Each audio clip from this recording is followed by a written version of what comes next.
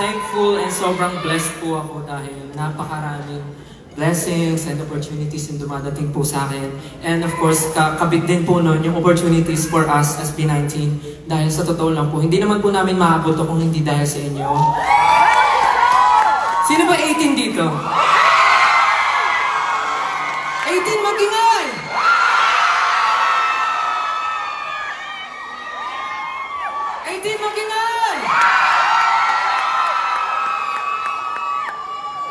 Yan talaga yung miss na miss kong binabalikan dito. Yung makita yung napakagaganda at napakagagwapo yung mga mukha. Sobrang amazing. Ha? All by myself naman!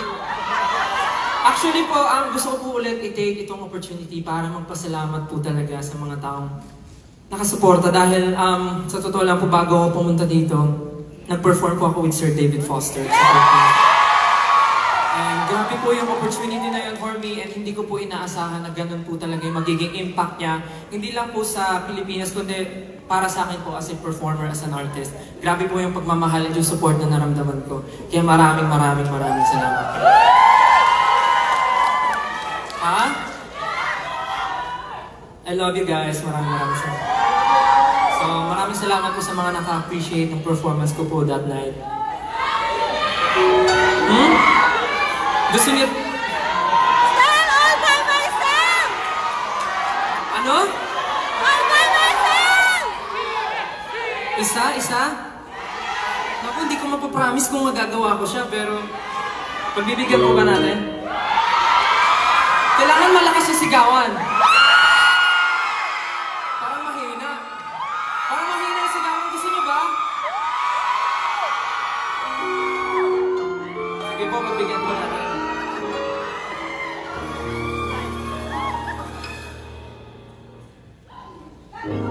All by myself.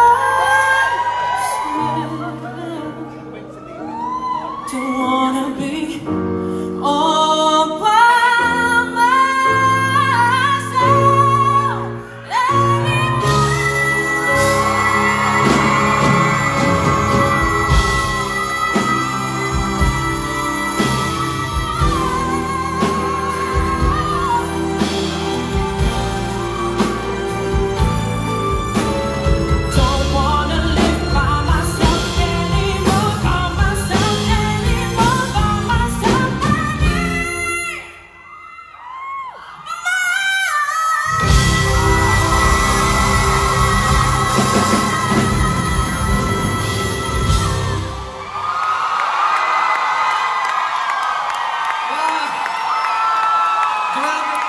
Sino yun? Saan galing yun? Wow! Thank you so much, San Francisco. Sobrang grabe yung pagmamahal na nararamdaman ko. Thank you po sa opportunity binigay nyo na may share po yung skills ko. But for now, syempre, nandito tayo para sa celebration ng milestone ng pinaka institusyon sa Pilipinas. Pag sinabing institusyon, Eric Santos agad yun.